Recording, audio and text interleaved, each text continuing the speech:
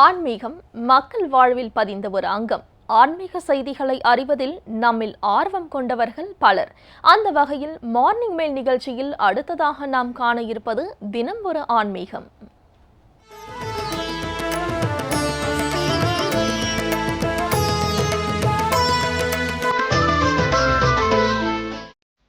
இறைவனிடம் நாம் எதையோ கேட்டுப் பெறுகிறோம். ஆனால் இறைவனிடம் நாம் கேட்டுப் பெறுவது என்ன என்பதை எடுத்துச் சொல்வதாக இருக்கிறது மகாபாரதத்தில் ஒரு சம்பவம். அது இதுதான்.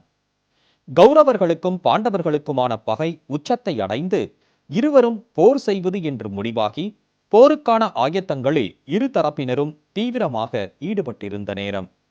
கிருஷ்ணரின் ஆதரவு யாருக்கு என்ற கேள்வி வந்தபோது துரியோதனனும் அர்ஜுனனும் கிருஷ்ணனின் ஆதரவை கேட்டு அவரது மாளிகைக்கு சென்றபோது கிருஷ்ணர் சொன்னார், நீங்கள் இருவருமே ஒரு வகையில் எனக்கு உறவினர்கள்தான். அதனால் எனது ஆதரவை ஒரு தரப்புக்கு மட்டும் தர இயலாது. ஆகவே நான் ஒரு புறமும் எனது ஆயிரக்கணக்கான வீரர்களை கொண்ட படை ஒரு புறமுமாக இருக்கிறோம்.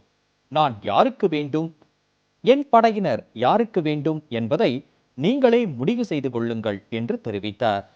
அர்ஜுனன் தனக்கு கிருஷ்ணரே வேண்டும் எனவும் துரியோதனன் தனக்கு கிருஷ்ணரின் படையே வேண்டுமெனவும் தேர்வு செய்தனர்.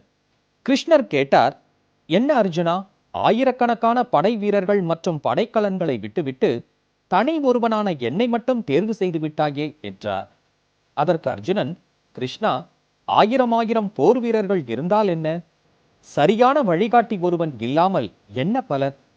அதனால்தான் உன் தேவையே முக்கியம் என்றான். போரின் முடிவில் ஆயிரம் வீரர்களை பெற்றுச் சென்ற துரியோதனின் கௌரவர்கள் தோற்றனர். கிருஷ்ணரின் வழிகாட்டுதலில் நின்ற அர்ஜுனனின் பாண்டவர்கள் வெற்றி பெற்றனர். இதன் மூலம் அறிய வருவது என்னவெனில், இறைவனிடம் நாம் வேண்டி பிரார்த்தனை செய்து வழிபாடு நடத்தி பெறும் பொன்னோ பொருளோ செல்வமோ செல்வாக்கோ சொந்த பந்தங்களோ நம்மை காப்பாற்றாது, உயர்நிலைக்கும் இட்டுச் செல்லாது. மாறாக நாம் இறைவனின் பூரண அருளையும் அதன் மூலம் அவனது வழிகாட்டுதல்களையும் பெற்றால் அது நம்மை உயர்நிலைக்கு மற்றும் வெற்றி பாதைக்கு இட்டுச் செல்லும் என்பது திண்ணம்.